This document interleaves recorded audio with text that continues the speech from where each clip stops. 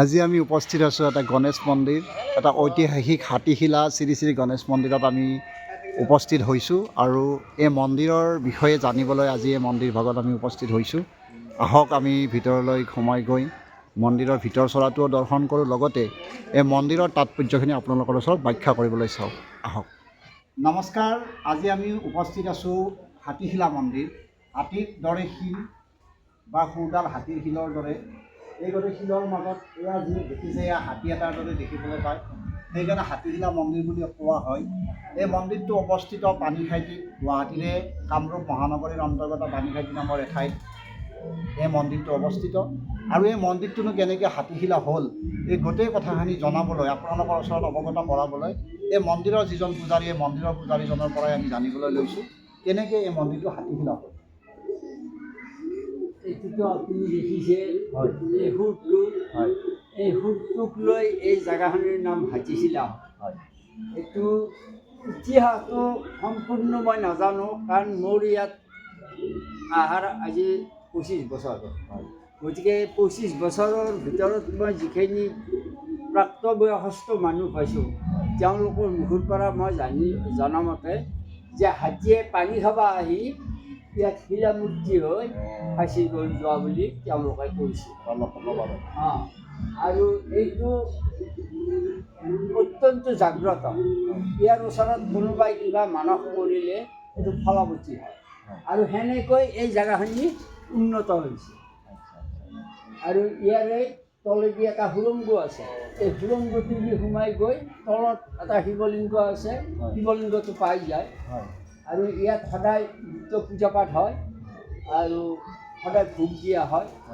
যি এনেকৈ এই হাতীশিলাৰ গণেশ বাবাটোক এনেকৈ চলাই ৰখা গৈছে।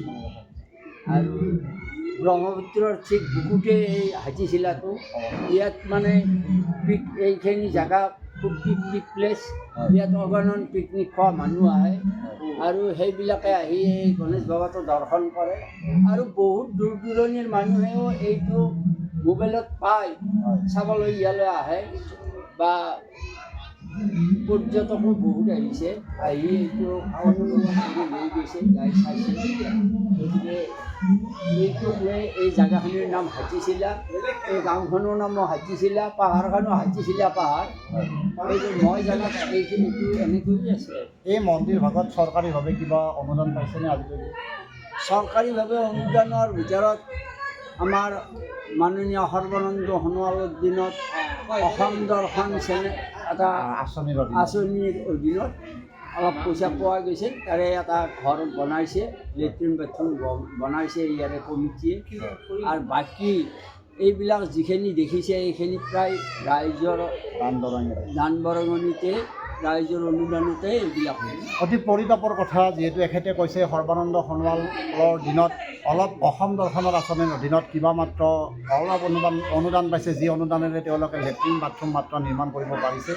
কিন্তু এটি অতি জাগ্ৰত গণেশ মন্দিৰ, যিটো ঐতিহাসিকভাৱেও অতি জাগ্ৰত, তদুপৰি এই গোটেই মন্দিৰভাগ পৰ্যটনৰ এটা কেন্দ্ৰস্থলৰ কেন্দ্ৰবিন্দু হয়।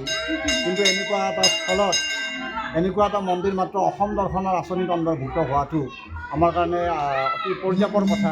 পৰৱৰ্তী সময়ত অসম চৰকাৰৰ জৰিয়তে আকৌ বিচাৰোঁ এই মন্দিৰভাগ পৰ্যটনৰ কেন্দ্ৰস্থল হৈ পৰক, আৰু বিভিন্ন দূৰ দূৰণিৰ যাত্ৰীসকলে বা অসমবাসীয়ে বা ভাৰতবাসীৰ বুকুত জিলিকি উঠক এই হাতীশিলা মন্দিৰ। তাৰে কামনাৰে আমি এখেতে যিহেতু কৈছে ভিতৰেৰে এটা সুৰংগ আছে, সুৰংগৰে শিৱ মন্দিৰ দৰ্শন কৰিব পাৰি, আৰু সেই শিৱ মন্দিৰলৈকেও আমি এই দৰ্শন কৰাবলৈ চাম। আৰু এই দৰ্শন কৰাৰ পিছতে আজিৰ আমাৰ এই ভিডিঅ'টোৰ পৰাও আমি বিদায় ল'ম। তথাপিও এইটো ঐতিহাসিকভাৱে যিহেতু এটা অতি জাগ্ৰত মন্দিৰ, পুনৰবাৰ বিচাৰোঁ অসম চৰকাৰৰ দৃষ্টি পৰক এই মন্দিৰৰ ওপৰত, আৰু এইটো অতিকৈ জাকত জিলিকা এটা মন্দিৰলৈকে ৰূপান্তৰিত হওক। আহক আমি এতিয়া ভিতৰৰ সুৰংগটোৰে আমি কিনো পাই যাবলৈ চাওঁ। এয়া ভগৱান গণেশ। এই গণেশ মন্দিৰত সেৱা কৰিয়ে ভিতৰে ভিতৰে সুৰংগৰে সোমাই আহি আমি পাম এটা শিৱ মন্দিৰ। অতি দুৰ্গম ভগৱান শিৱ যেন ইয়াত বিৰাজমান হৈ আছে তেনেকুৱা লাগে। অতি জাগ্ৰত হয়। আৰু এনেও ভগৱন্তসকলে যেতিয়া থাকে এনেকুৱা ঠাইতে নিজকে আবদ্ধ কৰি ৰাখি খুব ভাল পায়। সুৰংগৰ মাজত থাকি, গুহাৰ ভিতৰত থাকি, পাহাৰৰ ওপৰত থাকি অতি সুন্দৰ মন্দিৰ এটি আপোনালোকে যেতিয়া যেনেকৈ পাৰে আহিবলৈ চাব। আৰু এনেদৰে আহি আহিয়ে ইয়াৰ শিৱ মন্দিৰ পায়। এইটো শিৱ মন্দিৰ, এয়া শিৱ মন্দিৰ। গতিকে মন্দিৰ ভাগত দৰ্শন কৰি আমি খুবেই আপ্লুত হ'লোঁ। যিসকল ভক্তই এই মন্দিৰটো এতিয়াও দেখা নাই বা দৰ্শন কৰা নাই, আপোনালোকে এবাৰ আহক আৰু মন্দিৰ ভাগ দৰ্শন কৰক। আৰু এয়া সন্মুখত এয়া নদী, সন্মুখত এয়া বনভোজস্থলী, এটা পৰ্যটন কেন্দ্ৰস্থল হয়। ইয়াত বনভোজকাৰীসকলে বনভোজ খাবলৈ আহে। আজিও আহিছে নিশ্চয়, এয়া দেখিছে এয়া বনভোজস্থলীত কিছুমান তম্বু টানি তেওঁলোকে বনভোজৰ আনন্দ লৈ আছে। গতিকে যিসকলে এই মন্দিৰ ভাগ দেখা নাই এবাৰ আহক। ভগৱন্ত গণেশক আজিৰ এই নতুন বছৰৰ প্ৰথম দিনটোতে আমিও দৰ্শন কৰিবলৈ আহিলোঁ। আৰু গোটেই বছৰ জুৰি আপোনালোক সকলোৰে মংগল কামনা কৰি নতুন বছৰত যিহেতু আমি 2025 চনত বহুকেইজন গণ্য মান্য ব্যক্তিক আমাৰ মাজৰ পৰা হেৰুৱালোঁ, প্ৰাণৰ শিল্পী জুবিন গাৰ্গকো হেৰুৱালোঁ।